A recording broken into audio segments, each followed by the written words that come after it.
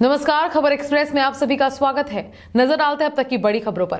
कासगंज जनपद के गंज डुंडवारा क्षेत्र में तमाम कपड़ा उद्योग संचालित इकाई इस महंगाई के दौर में महंगी बिजली की रेट को लेकर परेशान है।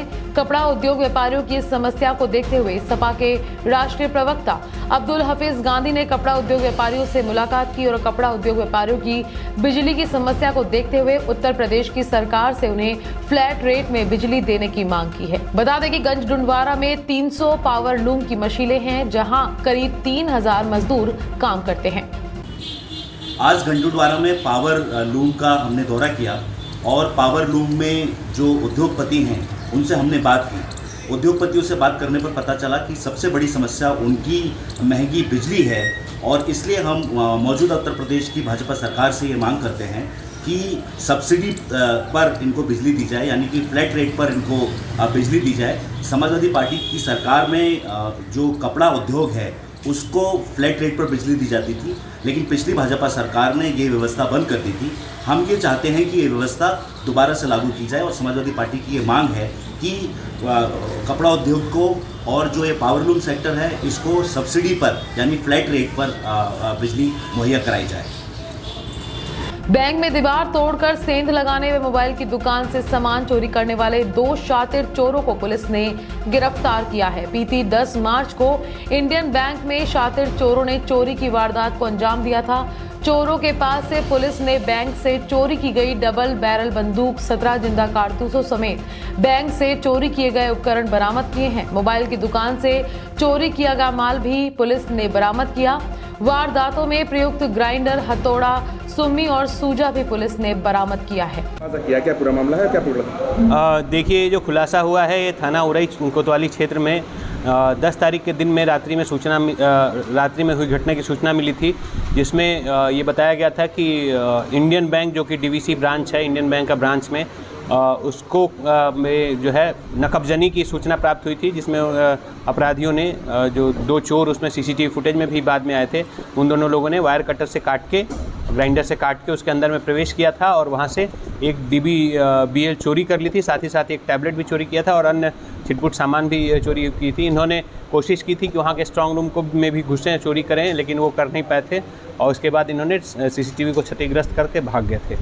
उसी संबंध में इस घटना का अनावरण किया गया है। SOG और सर्विलांस की टीमों के द्वारा इस घटना में SHO कोतवाली की टीम के साथ काम करते हुए 2 चोरों को गिरफ्तार किया गया है। उन दोनों चोरों के पास से 100% रिकवरी भी हुई है। जो डबल बैरल जो गन थी उसको भी रिकवर कर लिया गया है और साथ ही साथ जो टैबलेट एक चोरी हुआ था वहाँ बैंक परिसर से, वो भी रिकवर कर लिया है। यद्यपि इन चोरों ने उस टैबलेट को तोड़ दिया था, पर टूटा हुआ टैबलेट ही रिकवर हुआ है। इसके अलावा इन चोरों के पास से एक मोबाइल की दुकान से भी कुछ दिन पहले इन्होंने चोरियां की थी, उसकी भी रिकवरी की गई है और इस तरह से 2 घटनाओं का खुलासा किया गया है। इसमें 2 व्यक्ति गिरफ्तार हुए हैं। एक का नाम धर्मेंद्र है जो कि थाना रेंडर क्षेत्र का रहने वाला है और दूसरा व्यक्ति का नाम मनोज है जो उसका साथी है। धर्मेंद्र का पुराना आपराधिक इतिहास भी है और मनोज इसका साथी है। धर्मेंद्र जेल भी जा चुका है।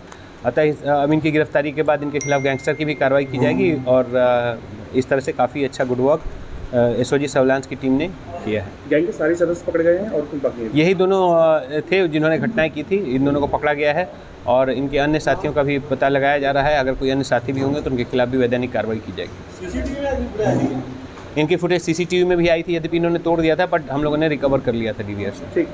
जनपद जालौन के माधोगढ़ तहसील क्षेत्र में किसानों की एक बार फिर मुस्कुराहट छीन ली गई। किसानों की फसल फिर तबाह हो गई। माधोगढ़ तहसील क्षेत्र के जमरेही अब्बल में सैकड़ों किसानों की फसल जलमग्न हो गई, जिससे किसानों का बुरा हाल हो गया। जबकि किसानों ने प्रशासन से कई बार नहर की खुदाई, सिविल बनवाने की बात भी कही थी, लेकिन प्रशासन के कानों में जू तक नहीं रेंगी। हर वर्ष किसानों की ये समस्या रहती है। आज तो किसानों के खेत से पानी निकलकर उनके घरों तक जाने लगा, जिससे किसानों को बड़ी परेशानी का सामना करना पड़ा। अच्छा, अरविंद कुमार। कौन से गांव से हैं? जमरे अब्बल। क्या मामला है? मामला ये है नहर का पानी आ रहा है, यहाँ फसलें भी नष्ट हो रही हैं, मकानों में भी पानी घुस रहा है। अच्छा, हाँ जी। तो अभी तक इस बात की किसी की सूचना नहीं दी प्रशासन को आपने? प्रशासन को सभी को दिया, किसी ने सुनाई नहीं दिया अभी तक। अच्छा, हाँ जी। तो ये पानी कहाँ से आता है? पानी नहर से आ रहा है। अच्छा, हाँ, लगभग कितनी फसलें होंगी और कितने घर होंगे जहाँ पानी भर चुका है अभी तक? यहाँ लगभग 10 मकान होंगे, जैसा कि पानी आ रहा है मकानों के पास में ही, क्या घरों में भी घुस गया है। अच्छा, फसल कितनी होगी पूरी? पूरी फसल होगी कम से कम 30-35 बीघे ज़मीन पड़ी है ऐसे। अच्छा, हाँ, ठीक है। क्या नाम है आपका? रजनीश कुमार।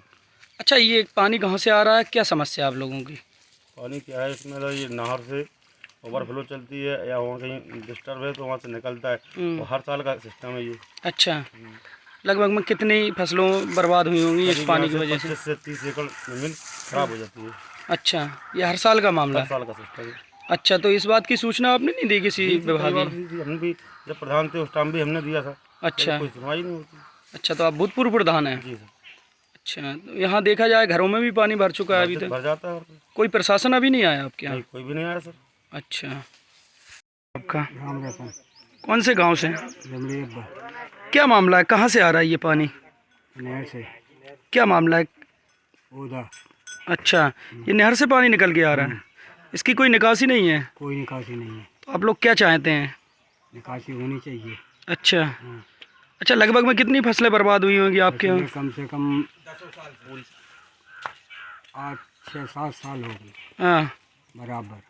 अच्छा, कहीं शिकायत वगैरह नहीं की आप लोगों ने? की फिर क्या कहा? कुछ नहीं, जैसे का तैसा। अच्छा, अब तो पानी घरों में भी भरने लगा? हवा भरा ही है।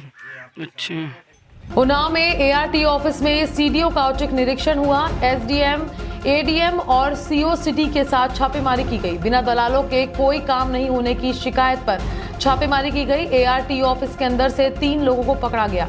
एआरटीओ ऑफिस में सिंडिकेट चलाने वाले सभी दलाल भागने में सफल हो गए। छापेमारी के दौरान बड़ी संख्या में कैश भी बरामद हुआ। सीडीओ दिव्यांशु पटेल, एआरटीओ से भी पूछताछ की गई। सीडीओ दिव्यांशु पटेल ने बताया कि बिना दलालों के कोई काम नहीं होने की शिकायत मिली थी, जिस पर छापेमारी की कार्रवाई की गई। छापेमारी करी गई है। किस तरह की छापेमारी रही, किन लोगों को पकड़ा गया है, क्या जानकारी? एआरटीओ प्रशासन श्री आदित्य त्रिपाठी द्वारा पूर्व में भी और आज सुबह भी मुझसे अनुरोध किया गया था कि इस कार्यालय में कतिपय कुछ दबंग टाइप के जो दलाल किस्म के लोग हैं वो इनके ऑफिस में आते हैं, धमकाते हैं और कुछ अनैतिक गतिविधियों को वो अंजाम देते हैं। इस संबंध में एडीएम और एडिशनल एसपी जो सीओ सिटी चार्ज पे भी हैं उनसे वार्ता की गई। शहर में जाम की स्थिति पर भी वार्ता की गई और फिर औचक छापेमारी के लिए पूरी टीम लेकर हम लोगों के द्वारा यहाँ आया गया। इस कार्रवाई में 3 अनधिकृत रूप से यहाँ पे घूम रहे लोग मिले, जिसमें से 2 लोग सर्वर रूम से पकड़े गए हैं। सर्वर रूम में 2 ऐसे व्यक्तियों का पकड़ा जाना बहुत ही चिंतनीय और गैर कानूनी है और इस पर सख्त से सख्त कार्रवाई और सख्त धाराओं में मुकदमा कराया जा रहा है। एआरटीओ प्रशासन को सख्त निर्देश जारी किए जा रहे हैं कि इस तरीके से जो भी लोग अनधिकृत रूप से और दबंगई दिखा रहे हैं उन पर सख्त धाराओं में वो स्वयं तहरीर देकर मुकदमा कराएं। सर, कुछ कागजात भी चेक कराए गए हैं, उनमें क्या कुछ निकल के आया है? कुछ कैश काउंटर पे कैश का मिलान किया जा रहा है। इस संबंध में अभी सूचना मिली है कि 2 दिन पूर्व का जो कैश का विवरण है वो उपलब्ध नहीं हो पा रहा है और यदि यह नहीं उपलब्ध करा पाते हैं तो एआरटीओ प्रशासन पर भी कार्रवाई के लिए लिखा जाएगा। सीडीओ साहब, जो 3 लोग पकड़े गए हैं उनमें 2 लोगों का सर्वर रूम में काम करना कहीं ना कहीं गंभीर विषय है, बिना किसी सक्षम अधिकारी की जानकारी बिना संभव नहीं है, इसको किस नजरिए से देखते हैं? जैसा मैंने अभी पहले भी बताया कि सर्वर रूम में 2 अनधिकृत रूप से बैठे व्यक्तियों का पकड़ा जाना बहुत ही शोचनीय विषय है और इस पर एआरटीओ प्रशासन से लिखित में जवाब मांगा जा रहा है और निसंदेह या जो कागजों की गोपनीयता भंग करने का मामला सामने आया है, इससे उच्च अधिकारियों को भी अब जल्द से जल्द अवगत करा दिया जाए। जो भी दृष्टिया सामने आए हैं वो सरकारी कर्मचारी नहीं है और वो अनधिकृत रूप से यहाँ परिसर में थे और सर्वर रूम में थे, जो कि बहुत ही गंभीर विषय है। ठीक है। एडिशनल एसपी सीओ सिटी प्रभारी भी है, वो टीम में है और वो स्वयं तहरीर लिखवा रहे हैं। एआरटीओ प्रशासन तहरीर दे रहे हैं और गंभीर धाराओं में मुकदमा कायम करा रहे हैं। खबर एक्सप्रेस में फिलहाल इतना ही। नमस्कार।